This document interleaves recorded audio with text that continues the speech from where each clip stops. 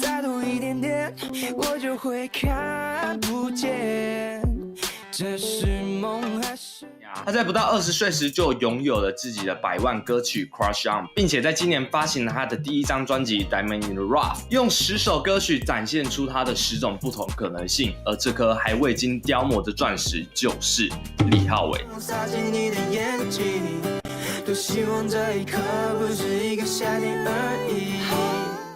1999年出生的李浩伟，他有着比起一般人更特别的经历。在7岁之前，因为父亲经商的关系，他们家庭在远在地球的另一边南非生活着。尽管对于小时候没有太多的印象，但他仍依稀记得当时父亲总在车上播放的那些音乐，尤其像是 Bon Jovi、Led Zeppelin 等之类的经典摇滚。此时音乐悄悄流进他的血液之中。回到台湾后，身为基督徒的他，有一天在教会中看到台上那些叔叔表演爵士鼓，觉得非常酷，于是向他学习爵士鼓。爵士鼓也是他第一个正式接触到的乐器，也打开他的音乐旅程。进入到高中后，在朋友的邀请下，他以贝斯手的身份参加了学校的热音社，而这个决定成为他人生的转捩点。热音社中有着许多同样热爱音乐的同好，彼此也会分享着自己喜欢的乐团歌曲。在这边，他接触到更多不同类型的音乐。进入到高中后，在朋友的邀请下，他以贝斯手的身份参加了学校的热音社，而这个决定成为他人生的转捩点。热音社中有着许多同样热爱音乐的同好，彼此也会分享着自己喜欢的乐团歌曲。在这边，他接触到更多不同类型的音乐，也是在这时期让他决定自己未来要走在音乐这条路上。他会参加一些音乐比赛，也开始动手写了一些自己的作品。之后，李浩伟更是进入到台北城市科大就读流行音乐系。很巧的事情是，在他台北租屋处的附近，住着一个他从高中就略有耳闻的人——蒋西谦。原本苦恼着因为没有器材做出完整歌曲的李浩伟，在自家附近的便利商店遇到了他。同样喜欢音乐的两人开始聊起了天，也一拍即合，彼此决定在蒋西谦自己打造的家中录音室开始了他们的创作。而他们合作的第一首作品就是《窝囊废》。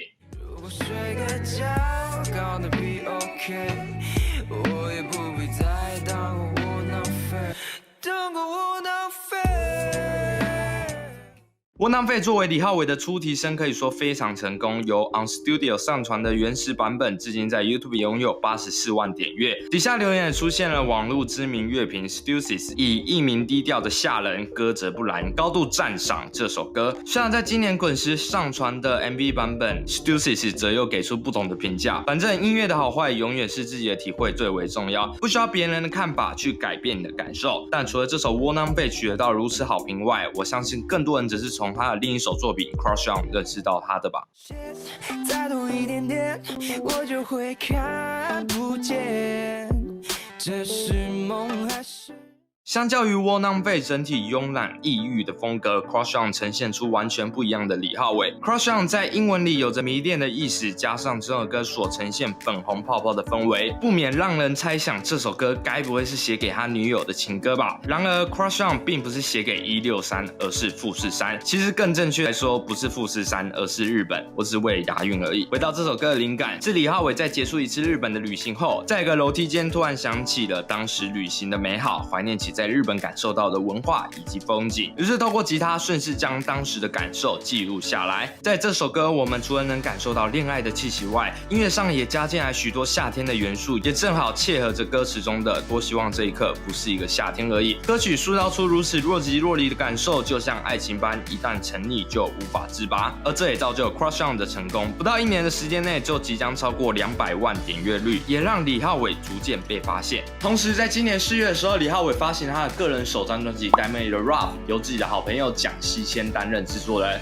里头也收录了10首他的个人词曲创作。除了有先前所提到的 Crush On 窝囊废外，我们能发现专辑内有2首歌的歌名非常特别，分别叫做 H5 和 H7。只要再靠近一点，我的心就会粉碎；只要再靠近一点，我的心就会流泪。我不能占有你，占有你，占有你。